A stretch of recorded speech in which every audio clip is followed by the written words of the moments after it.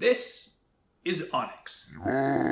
This is steelix. And this is a Canadian version of steelix. Good day, mates. It is all your friend, Eerie. And today, I'm not doing Australian Pokemon, and instead, I'm going to speak in my native tongue of Canadian. Today, I want to show you something very, very epic, and that is Canadian Pokemon. These Pokemon were designed by my in-real-life friend, J.J, who is also a YouTuber. He has designed all these characters himself. His inspiration comes from real-life things in Canada, including geographical locations, political figures, and unsolved murders. Truly, like actual dead bodies. Not dead bodies. Dead feet that showed up on shores. It'll make sense, just hang tight. I gave very minor advice along the way in a Google Doc, and gave him minor advice on what would be appealing or not appealing in certain contexts. So I was very surprised to see my name in the special thanks section. No, JJ, thank you. This book looks and feels like the official Pokemon handbook from back in the days of Scholastic books.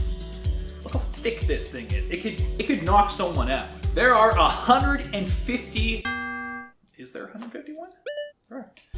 There are 151 Canadamon in this book, and I'm going to show you a handful of them as an example as to how kick-ass Canada actually is.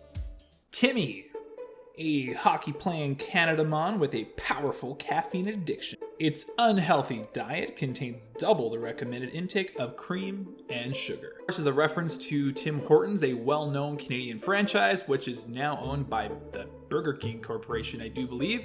It used to have fresh donuts and it was good, and now it's all just flash frozen and disgusting. Typically, a Canadian would order a double-double, which just means 2 creams and 2 sugars. Harper Seal. A stubbornly principled Canadamon, Harper Seal believes deeply that clubbing seals is both ethically defensible and economically necessary. Stephen Harper was a former Prime Minister of Canada who was a Conservative who ruled from 2006 to 2015.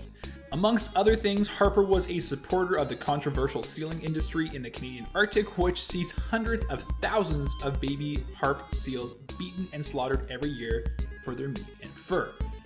Hence the clubbing of baby seals. Trudeau. Trudeau is widely considered an inferior part of the patriarch. It dresses like a Middle Eastern genie and claims it can make everyone's dreams come true, provoking polite smiles. So this, of course, is our current Prime Minister, Justin Trudeau, and there was this incident of him replicating what basically is blackface and is showing indecency towards other people's cultures. And he at the time claims that this was in fad and it was acceptable at the time. Whether that be the case or not, it is still, well, offensive. Ontario is making fun of Ontario. The biggest and baddest brood around, it develops a rather grand sense of its own importance. Ontario is just an okay place to live. Ontario is one of those places that house most of the Canadians in Canada, and therefore all the money is going towards that province and its political powers. However, the outside provinces, who are a little bit more liberal, care not so much for said province and its inflated sense of ego. Alberta. Its body lactates a dirty sludge that can be used to power automobiles. Convinced of its own miraculousness, it gets very hostile towards anyone who suggests otherwise. Well, Alberta is well known for its oil sand industry. It's basically full of what we call rig pigs, which are, well, exactly what you think they were. Fort Mac the Yellowknife. It has teeth like razors and it keeps them in its face. It also has a gigantic knife kept in a more obvious place. It is particularly obvious, in fact, given that the blade has been plated with gold it found while panning in the Klondike. Fort Mac is the preferred nickname for the city of Fort McMurray, an isolated community in northern Alberta built around the province's oil industry. 400 miles north of that is an even more remote city of Yellowknife, the capital of Canada's sparsely populated Northwest Territories. And a slice. Its favorite snack is Hawaiian pizza, but the controversial nature of its opinion has forced it to build a fierce pizza site to ward off its critics. Despite the name Hawaiian pizza, it was actually created by a Greek immigrant, his name is Sam Panopoulos, in Ontario in the early 1960s. That's right, Hawaiian pizza comes from Canada. Pineapple on pizza, that is a Canadian gift to the world. I don't care what Gordon Ramsay says, it tastes good. Katie. Its unnaturally bright neon orange flesh makes it difficult to hide from predators. Don't eat too much or you'll turn orange too. I don't know about the Americans here, y'all might call it something like Kraft Dinner, but here in Canada we call it KD. KD is in reference to Kraft Foods, now a division of the Heinz Empire, is one of Canada's oldest brands, tracing back to a turn-of-the-century cheese company. A saggy, baggy creature that only lives in eastern Canada. It builds a little nest out of plastic yellow crates it finds in eastern Canada. In reference to bagged milk, it is something that exists in Canada. I don't know why it does, but it does. And I remember as a child there being bagged milk, and that is something I experienced on Vancouver Island in Canada. So you have the bag, you cut the corner, you have a bag holder, and you pour the milk. I don't know why. Don't ask. Atwood, best known for its poetry. Get it? Tree? It recently started branching out into more popular fiction. Some readers are turned off by its woke politics. This, of course, is in reference to the famous author Margaret Atwood, probably best known in popular media for Handmaid's Tale. And then there's the male version, Trebek.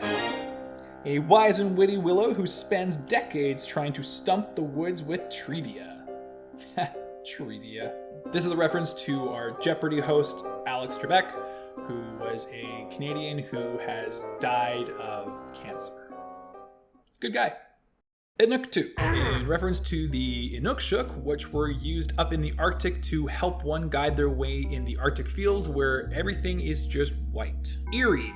It utters a creepy moan as it roams the wilds of southern Ontario. Some say it bears a grudge against humans for feeding it so much garbage over the years. The toxic sludge that comprises 87% of its body has been known to burst into flames. Lake Eerie is one of the 5 Great Lakes, and yes, it is highly polluted. Beaver. Its hide is made entirely of ink by the time it reaches adulthood. This is Justin Bieber. I have nothing more to say about him. Canook. It paddles across the mighty rapids of Vancouver in a humble boat it crafted from tree bark and undercooked pizza slices. It may look like a lovable underdog that's used to losing, but it's been known to burn down entire cities when it doesn't get its way. Once upon a time, after a hockey game of the Canucks, a riot ensued in downtown Vancouver, leaving burnt cars and garbage and smashed stores everywhere. The weird part about all this is that most of the people brought to trial were not actually from Vancouver proper and were from another city, the lovely city of Surrey. La Crosse, a missionary from beyond the mountains. It believes the path of Christ is paved with obscure, outdated field sports. Lacrosse is one of Canada's 2 official national sports. It is said to be an adapted version of the Aboriginal stick and ball game that caught the eyes of early French settlers. A rigid, steel-spined beast committed to bringing law and order to the world of Canadamon.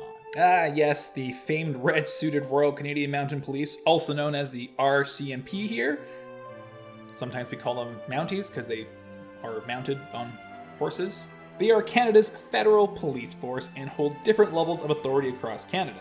Commander Sam Steele was the most famous Mountie of the late 19th century and helped inspire a lot of Hollywood's myths making about the force. Hellhousehippo. Found in spooky locations throughout Canada and the eastern United States, they are very timid creatures that are rarely seen and sleep about 16 hours a day. They are completely, utterly, 100% real, and I know for a fact because I saw it on TV once. This was shown across Canada to help kids critically think about what they see on TV and to question if just because they saw it on TV, if it's real. They made this cute little commercial where it literally made it seem like house hippos are real and then ask you to question what you see. I think they're real. Poutine. It's made of gravy, don't be disgusting. Poutine is one of those Canadian stereotypes where people think that every Canadian puts mounds of gravy and cheese curds on their fries and eats it daily. Well, that is not the case. It is more of a thing that is found in Quebec, and they use fresh cheese curds, which I will admit are delicious. Undertoe. It loves the sea and can often be found hanging out on the beaches of British Columbia, though a few have been found as far south as Tacoma. Over the last decades or so, over a dozen severed feet have washed up on the shore of British Columbia in a bizarre phenomenon that has fascinated news junkies around the world. Experts say it's nothing to fear. The Pacific Ocean is just full of more decomposing human bodies than many realize. Yikes. There you go. There was some kick-ass Canadamon. And don't worry, my American friends, he has started working on Americamon too.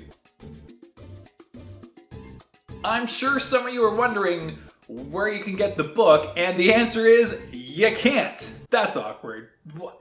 I just showed you a book and I'm telling you to read it, but you can't get it. Like, why even make a video? But I will let everyone know when the book is actually released in a sense that the public can get it. If you want to see JJ talk more about Pokemon, you should check out one of his videos on my channel. He talks about how Japanese culture is a major inspiration for Pokemon. Until I meet again, later days.